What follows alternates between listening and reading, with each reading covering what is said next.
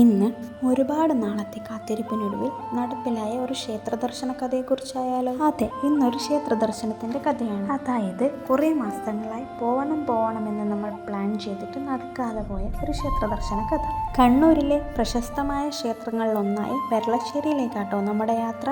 പെരളശ്ശേരിയിലെ പ്രധാന പ്രതിഷ്ഠ സുബ്രഹ്മണ്യ സ്വാമിയാണെങ്കിലും നാഗപ്രതിക്ക് പേര് കേട്ടൊരു ക്ഷേത്രം കൂടിയാണ്. ഈ ക്ഷേത്രത്തിന് അതിമനോഹരമായൊരു ക്ഷേത്രക്കുളം കൂടിയുണ്ട്. കേരളത്തിലെ ഏറ്റവും ഉയർന്ന പടവുകളോടുകൂടിയതും ജാമിതീയ ഘടനകളാൽ നിർമ്മിക്കപ്പെട്ടിരിക്കുന്നതുമായ ഒരു ക്ഷേത്രക്കുളം കൂടിയാണിത്. ക്ഷേത്രക്കുളത്തിൽ പല വർണ്ണങ്ങളിലുള്ള ധാരാളം മീനുകളുമുണ്ട് കേട്ടോ. അമ്പലക്കുളത്തിൻ്റെ ഭംഗിയും അതിലെ മീനുകളുടെ നീരാട്ടം കാണാൻ തന്നെ ഒരു പ്രത്യേക ഭംഗിയാണ്. ക്ഷേത്രത്തിൻ്റെ ഐതിഹ്യത്തെപ്പറ്റി പറയുകയാണെങ്കിൽ ഓംകാരത്തിൻ്റെ പൊരുൾ യഥാവിധി പറഞ്ഞു നൽകാത്തതിനാൽ സൃഷ്ടികർത്താവായ ബ്രഹ്മാവിനെ സുബ്രഹ്മണ്യൻ തുറങ്കിലടക്കുകയുണ്ടായി. ഈ പ്രശ്നത്തിൽ ഇടപെട്ട മഹാദേവൻ ബ്രഹ്മാവിനെ മോചിപ്പിക്കുകയും പ്രായശ്ചിത്ത കർമ്മം ചെയ്യാനായി സുബ്രഹ്മണ്യനോട് ആവശ്യപ്പെടുകയും ചെയ്തു. പ്രായശ്ചിത്തം ചെയ്യേണ്ടി വന്ന സുബ്രഹ്മണ്യ സ്വാമി ഒരു അയ്യപ്പൻകാവിലെ പൊട്ടക്കിണറ്റിൽ സർപ്പത്തിൻ്റെ രൂപത്തിൽ അജ്ഞാതവാസം നയിക്കുകയുണ്ടായി.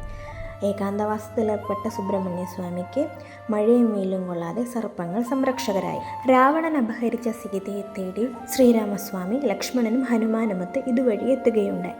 ഇവിടെ സുബ്രഹ്മണ്യ സ്വാമിയുടെ സാന്നിധ്യം അറിഞ്ഞ ശ്രീരാമൻ പ്രധാന പ്രതിഷ്ഠയായ അയ്യപ്പൻ്റെ അനുവാദത്തോടുകൂടി സുബ്രഹ്മണ്യനെ പ്രധാന പ്രതിഷ്ഠയാക്കുവാൻ തീരുമാനിച്ചു. പ്രതിഷ്ഠയ്ക്കായുള്ള വിഗ്രഹത്തിനായി വടക്കോട്ട് പോയ ഹനുമാൻ എത്താത്തതിനാൽ രാജ്യത്തിൻ്റെ പ്രതീകമായ തൻ്റെ പെരുവള ശ്രീരാമസ്വാമി യഥാസ്ഥാനത്ത് പ്രതിഷ്ഠിച്ചു. പിന്നീട് ഹനുമാൻ കൊണ്ടുവന്ന വിഗ്രഹം പ്രതിഷ്ഠിക്കാനായി പെരുവള ഇളക്കാൻ നോക്കിയപ്പോൾ സാധിച്ചില്ല. മാത്രവുമല്ല, പെരുവളയുടെ മുകളിൽ ഒരു സർപ്പം പണം വിടർത്തി അരുത് എന്ന് പറഞ്ഞു. ഇതോടെ പെരുവളയിൽ സുബ്രഹ്മണ്യൻ കുടിയേറിയെന്ന് മനസ്സിലാക്കിയ ശ്രീരാമൻ ഇതാണ് പ്രധാന പ്രതിഷ്ഠയെന്ന് പറയുകയുണ്ടായി.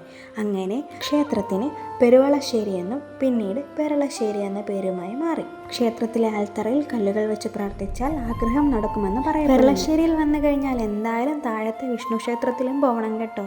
അവിടുത്തെ പാൽപ്പായസവും കഞ്ഞിപ്രസാദവും വളരെ രുചിയുള്ളതാണ്. ശരിക്കും അത് കഴിക്കാൻ വേണ്ടി മാത്രം കേട്ടോ ഞാൻ വിഷ്ണു ക്ഷേത്രത്തിൽ പോകുന്നത്. ഇതിൻ്റെ സ്വാദ് പറഞ്ഞറിയിക്കാൻ പറ്റത്തില്ല കേട്ടോ. ക്ഷേത്രത്തിലെ മഞ്ചാടി ഉരുളി നാണയത്തുട്ടുകളിട്ട് മഞ്ചാടി ഇങ്ങനെ 3 പ്രാവശ്യം ഇട്ട് കഴിഞ്ഞാൽ നമ്മുടെ ആഗ്രഹം സഫലമാവുമെന്ന് പറയുന്നു കേട്ടോ. എന്നാൽ പിന്നെ ഞങ്ങളായിട്ടും കുറച്ചില്ല. അങ്ങനെ ഭഗവാനെ കണ്ട് വഴിപാടുകൾ നേർന്ന് പ്രസാദവും കഴിച്ച് ഞങ്ങൾ യാത്ര തുടർന്നു. പോരുന്ന വഴിക്ക് 5 ലോട്ടറി എടുത്തിട്ടുണ്ടായിരുന്നു കേട്ടോ. ഭഗവാനെ മിന്നിച്ചേക്കണേ.